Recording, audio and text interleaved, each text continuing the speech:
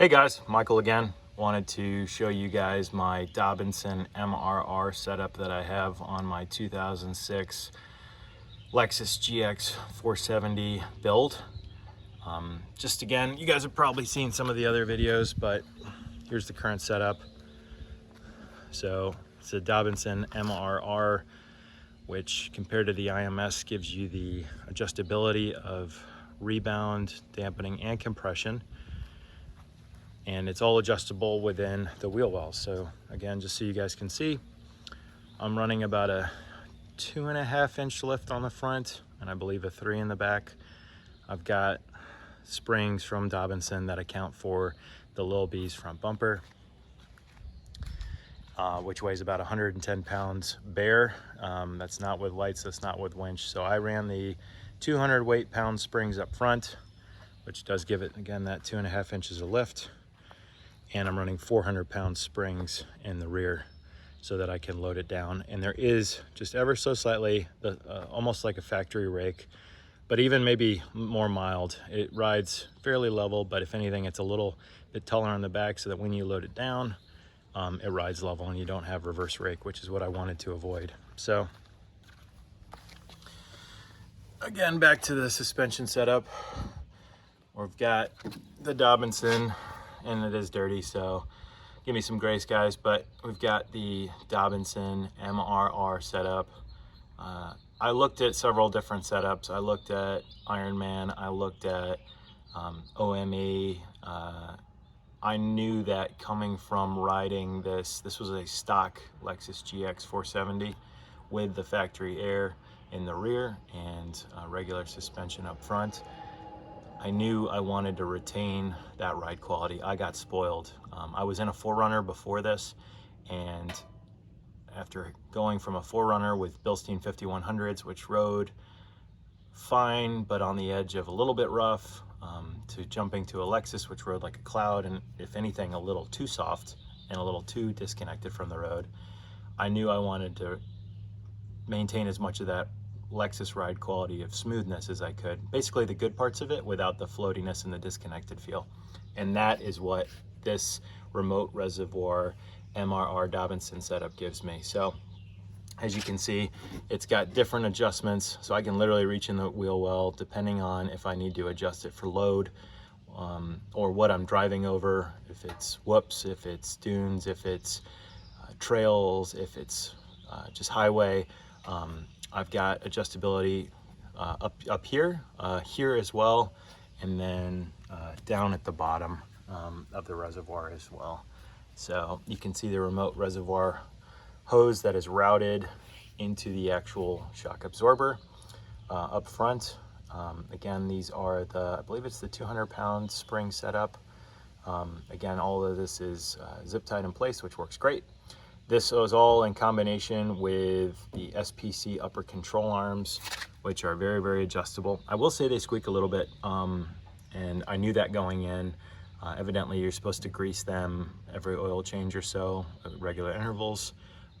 But again, I've had no issues, and I was able to get the alignment and spec with the off-road shop that I worked with to have this all put together. What's nice is Dobinson does include mounting plates, so you can see for the front, there's a mounting plate that just bolts directly to the frame. I tried to clean this up as best I could so you could see where it mounts, but it rides very, very nicely. And then as part of mine, I actually needed to get new lower control arms. My lower control arm bushings were shot, so I opted to get refreshed or new lower control arms. But you can see you could choose different spring colors.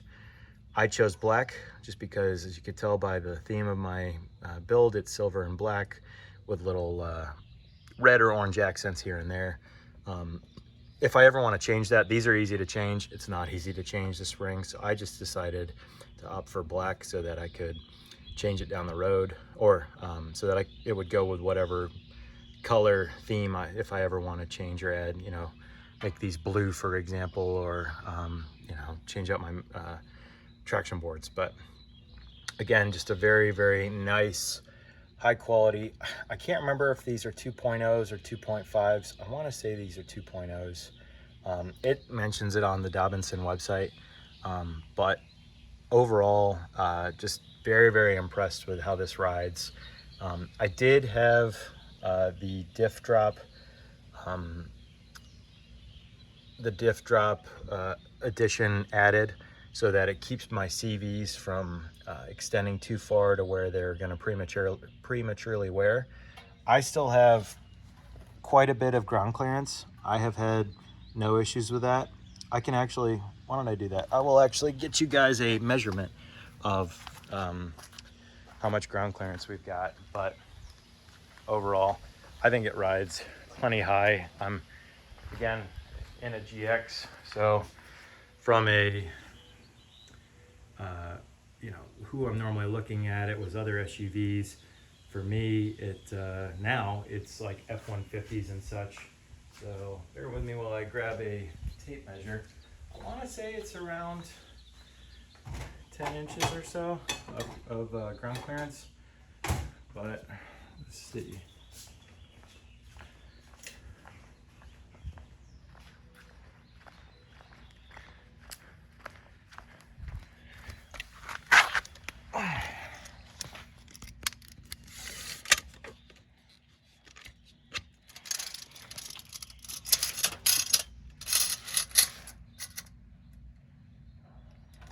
So I'm about, I would say 12 to 13 inches of ground clearance.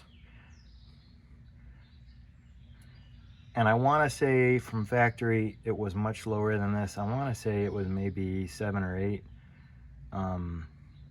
Maybe it was closer to 9. But I've definitely picked up quite a bit of ground clearance for sure. Obviously the pumpkin in the back is still the lowest point. But yeah, just so you guys are able to see if you were to do this, how much lift you would get. That is how much. If you didn't do the diff drop, you might get a little bit more. You probably would. I'm not super familiar with the diff drop, but overall, guys, that's it on the front. I will show you what it looks like on the back. You can see there is quite a bit of room up travel wise that this affords you. I know you're supposed to measure from the center of the wheel, but we're doing this live, so you've got about just under 7 inches right there. So again, it rides nice and high, but not too high. It's practical high for daily driving, things like that. The rear is very traditional setup. And you can see it says Dobinson right there, Dobinsons right there. And springs obviously underneath. And then the hose is routed underneath. And actually, when I first got this, before I had the sliders, it was mounted, I think, upside down. I remedied that, and now it's mounted up behind the sliders, and we'll talk about those in a little bit. But I do have JW off-road sliders, and you can see right here it's very well protected. You can see my wiring. I need to zip tie some of this wiring up for LEDs, rock lights. You can see I've got the courtesy lights right here, and one of the 8 rock lights here. But this is for the rear setup, so same thing. And you can see it's just behind here, but you can get to it easily. I can adjust again, rebound, dampening, compression, and then over here is the other adjustment right here. So this is, you know, just lay down. You can adjust your settings for those, again, 3 things: rebound, dampening, and compression, to account for any load you've got going in the rear. So I do haul or tow things from time to time. I have a dirt bike hitch carrier, so the ability to have this is really nice. And again, I've got it set on the smoothest settings, but it is exactly what I had hoped for. I would 10 out of 10 do it again. No issues at all. So yeah, that's it, guys. Again, I'll just pop out so you can see the stance, because I know stance is important. But there you go. We were at 7 at the front. I did not get a rear measurement. Let me get that now. And we're just over 8. So that's 8 in the rear. So it is just a little bit higher. 7 in the front with about 12 inches of ground clearance. And yeah, guys, the poke, as you can see, that 0 offset is perfect. I understand why Lexus does a positive offset.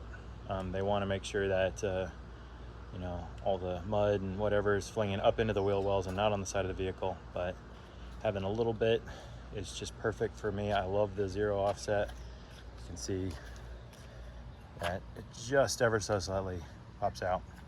So yeah, guys, it was an expensive choice, but I am 100% happy I went with it. I love it. It rides great. Literally 0 regrets. If you can afford it, I would say go for it. Dobinson knows what they're doing, and they have, I believe it's heritage in Australia. So, you know, highways are exactly what I thought this would spend the most time on, and bumps and potholes and all that. This just soaks them up really, really nicely. I've had several people comment they thought it was factory Lexus suspension, but it, at the same time, has a tightness that the Lexus didn't have with this from factory. So thanks, guys. If you found this valuable or you're thinking about doing it yourself, comment below. If you got questions, comment below. Don't forget to like and subscribe if this was helpful. Thanks.